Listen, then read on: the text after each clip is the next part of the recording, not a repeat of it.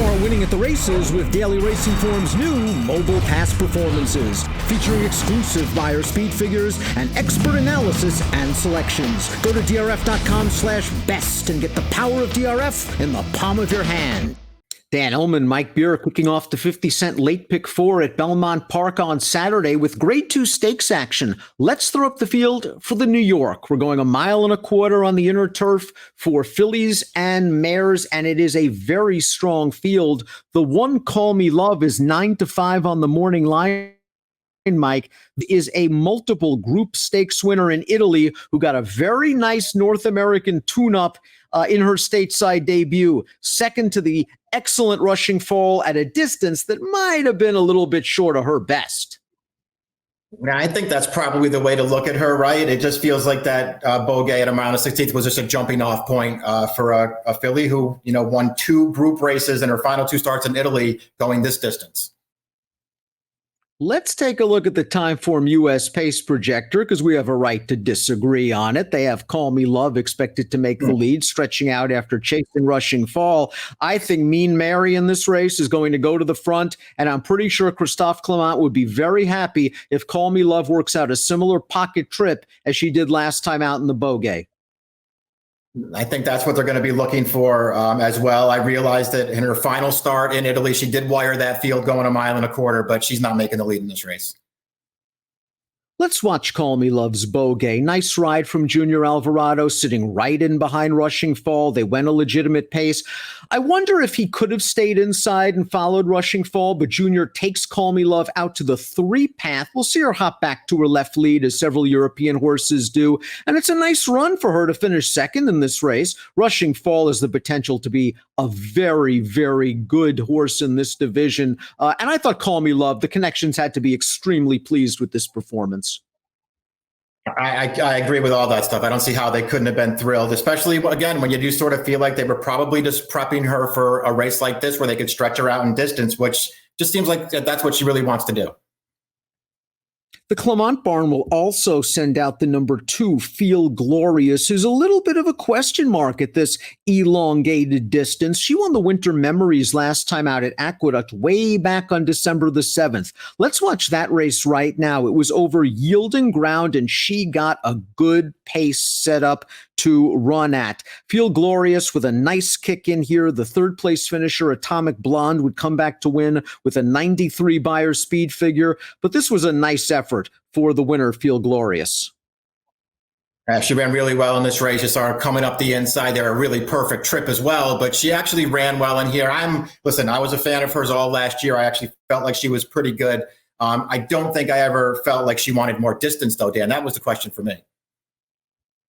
My Sister Nat stretched out for the first time since joining the Chad Brown barn last summer in the Long Island, going 1 3/8 miles. And it's apparent this is what she wants to do. Let's watch that race back on November the 30th. Now, there was a pace on for My Sister Nat in this race, and she's going to come with a big late rally to finish second. I thought all in all, this was a solid performance that she can build on. I'm not sure if she's a true star of the division, but just look at her flying on the far outside. Yeah, I mean, she made that late run there after sort of getting stopped there in the upper stretch too. I'm not quite sure why Jose Ortiz just didn't go all the way outside with her off the turn, but he didn't. And it actually wound up costing him at the end there, just getting up for second. But this filly took a step forward in that race. It does feel like distance is what she wants. Fool's Gold, the 4, also trained by Chad Brown. She won the Grade 1 weigh at 1.5 miles on August the 4th of 2019. She was beaten a length last time out in the Zagora. I thought Javier gave her a really nice trip that day, saved ground most of the way, came 3 wide, had the lead in the stretch, and just couldn't hold it off. Maybe being her 7th race of the season, it had taken its toll on Fool's Gold. I wonder if she wants a little more ground than this 1.25 miles, Mike.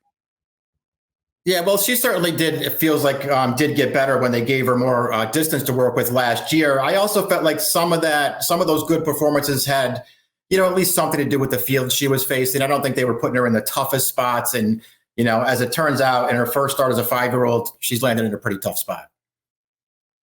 She does have some tactical speed, however, and she shouldn't be too far away after the first half mile or so. The 5 Valiance is all upside. This will only be her second start as a 4-year-old. She is a perfect 3 for 3 on turf for Todd Pletcher. Let's go back to June 30th of 2019. She wins the Open Mind Stakes, and she beats 4 next out winners in doing so. She's the gray filly on the outside, and not only did she beat the 4 next out winners, but the 5th place horse came back to run second in the Sunshine Millions filly and mare turf with an 88, and then second in the graded Hillsborough with a 91. So this was a surprisingly good field at Monmouth. It was a good field. I like all 3 of the races that this filly ran as a 3-year-old last year. Unfortunately, she missed a lot of time after that Open Mind that we just watched. I do think she has upside potential. She does look to me like a kind of horse who wants a little bit more distance as well. And she's going to be a price in this race. So if you like her, I guess you could take a shot. Mississippi returns off a layoff for Graham Motion. I really don't worry about layoffs with the motion-trained horses, and Mississippi did some good work last year in North America. She won the Glens Falls, going 11 furlongs in her stateside debut, and then she made Sister Charlie, the multiple champion, sweat just a little bit in the Flower Bowl with a good second-place finish. Fine, the Breeders' Cup filly and mare turf didn't go the way she wanted, but this is a mare that if you give her some pace, she'll come running late. And I think 1.25 miles is not sharp for her. I think under the right circumstances and the right field, she can get 10 furlongs. She doesn't need longer. I agree with that. I actually felt like she made a really positive impression when she won that Glens Falls at Saratoga last summer. She ran really well in that race, even with that trip sort of working out for her. I like the way that she finished in there to get up. I looked at her Flower Bowl and just felt like, let's give Rosario a lot of that credit. He knew who the horse to beat was. He followed Sister Charlie basically all the way in there, and then he just couldn't quite get to her at the end, but she still ran really well. I think she's very dangerous in here.